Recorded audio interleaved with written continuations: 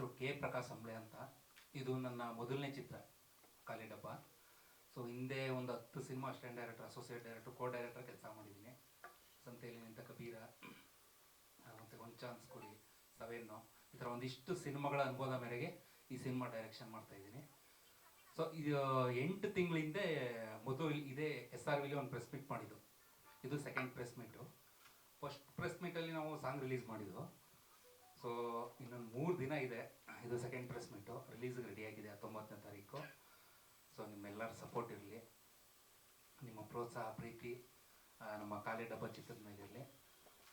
ಖಾಲಿ ಡಬ್ಬ ಟೈಟ್ಲು ಹೆಂಗೆ ಸ್ಟಾರ್ಟ್ ಆಯಿತು ಅಂದರೆ, ನಮ್ಮ ರಾಮಗುಡಿಯವರು ನಮಗೆ ಒಂದು 12 ವರ್ಷದ ಫ್ರೆಂಡ್ ಅವರು. ಸೊ ಫೋನ್ ಮಾಡಿ, ಬನ್ನಿ ಪ್ರಕಾಶ್, ನಿಮ್ಮ ಹತ್ರ ಮಾತಾಡೋದಕ್ಕೆ ಒಂದು ಕತೆ ಇದೆ, ಸಿನಿಮಾ ಮಾಡೋಣ ಅಂತ ಕರೀತಾರೆ.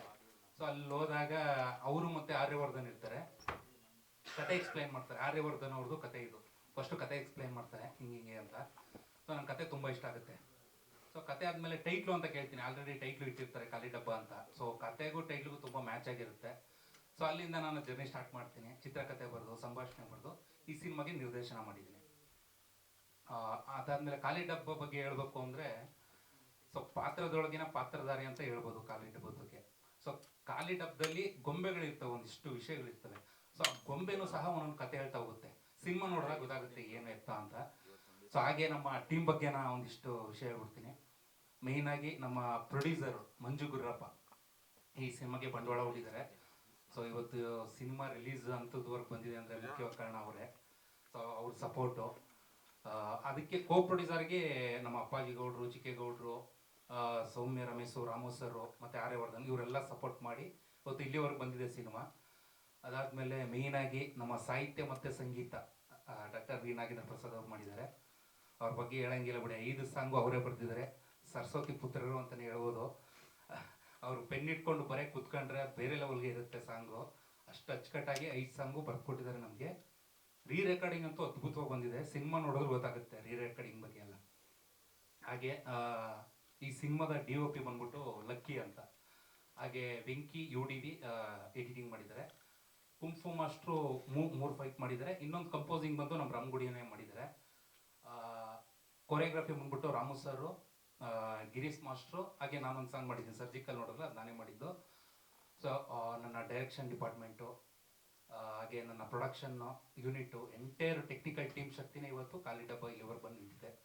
ಹಾಗೆ ನಮ್ಮ ಕಲಾವಿದರ ಬಗ್ಗೆ ಹೇಳಬೇಕು ಅಂದರೆ, ರಾಮಗುಡಿಯವರು ನಮ್ಮ ಪ್ರೊಡ್ಯೂಸರ್ ತಮ್ಮನೇ ಅವರು ಅದ್ಭುತವಾಗಿ ಅಭಿನಯಿಸಿದ್ದಾರೆ. ನಿಜವಾಗ್ಲೂ ಎಲ್ಲೂ ಹೊಸಬ್ರು ಅಂತ ಅನ್ಸಲ್ಲ. ಅವರು ಸಿನಿಮಾ ನೋಡೋರು ಗೊತ್ತಾಗುತ್ತೆ. ಅವ್ರಿಗೆ ಸಾಥ್ ಕೊಟ್ಟಂತಹ ನಾಯಕಿಯಾದ ಆದ್ಯಪ್ರಿಯ ಮತ್ತು ಹರಿತ್ ಅವರು ಇಬ್ಬರು ನಾಯಕಿಯಾಗಿ ಅಭಿನಯಿಸಿದ್ದಾರೆ. ಮೇಯ್ನಾಗಿ ಕುರಿ ಪ್ರತಾಪ್ ಇದ್ದಾರೆ ಸಿನಿಮಾದಲ್ಲಿ. ನಾಗೇಂದ್ರ ಪ್ರಸಾದ್ ಸರ್ ಒಂದು ಸ್ವಲ್ಪ ಗೆಸ್ಟ್ ಅಪಿಯರೆನ್ಸ್ ಆಗಿ ಮಾಡಿದ್ದಾರೆ ಸಿನಿಮಾದಲ್ಲಿ. ಹಾಗೆ ಮಜಾ ಬರುತ್ತದೆ ನಮ್ಮ ಸೀತಾರಾಮ್ ಅವರಿದ್ದಾರೆ. ಹಾಗೆ ಒಂದಿಷ್ಟು ಜನ ರಂಗಭೂಮಿ ಕಲಾವಿದರು ಸಿನಿಮಾದಲ್ಲಿ ದಂಡೆ ಇದೆ ಅಂತ ಹೇಳಕ್ಕೆ ಇಷ್ಟಪಡ್ತೀನಿ. ಇದು ನಮ್ಮ ಎಂಟೈರ್ ಸಿನಿಮಾದ ಖಾಲಿ ಡಬ್ಬ. ಅದೇನೇ ಸರ್, ಈಗ ಇಂಟ್ರೋಲ್ ಬ್ಯಾಕ್ ಒಂದು ಪಾಯಿಂಟ್ ಹೇಳಿದ್ದೀವಿ. ಸರಿಯಾದ ಸಮಯದಲ್ಲಿ ಸರಿಯಾದ ನಿರ್ಧಾರ ತಗೊಂಡ್ರೆ ಜೀವನ ಡಬ್ಬ ತುಂಬುತ್ತೆ, ಇಲ್ಲಾಂದ್ರೆ ಖಾಲಿ ಅಂತ ಅನ್ಸುತ್ತೆ.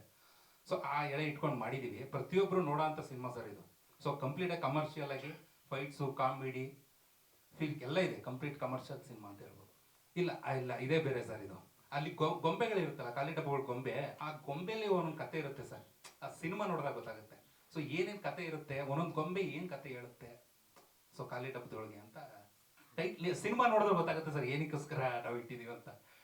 ಸೊ ಖಾಲಿ ಡಬ್ಬನ ಒಂದು ಪಾತ್ರ ಸರ್ ಸಿನಿಮಾದಲ್ಲಿ. ಖಾಲಿ ಡಬ್ಬನೂ ಒಂದು ಪಾತ್ರನೇ. ಸೊ ಕಲಾವಿದರೆ ಹೆಂಗೆ ಅಭಿನಯಿಸಿದ್ರೆ, ಸೊ ಪಾತ್ರನೂ ಖಾಲಿ ಡಬ್ಬನೂ ಹಂಗೆ ಅದೇ ಒಂದು ಪಾತ್ರ ಅಂತ ಹೇಳಿ. ಹೆಚ್ಚಿನ ಮಾಹಿತಿಗಾಗಿ ಫಾಲೋ ಮಾಡಿ ಬ್ರಿಗೇಡ್ ನ್ಯೂಸ್ ಕನ್ನಡ.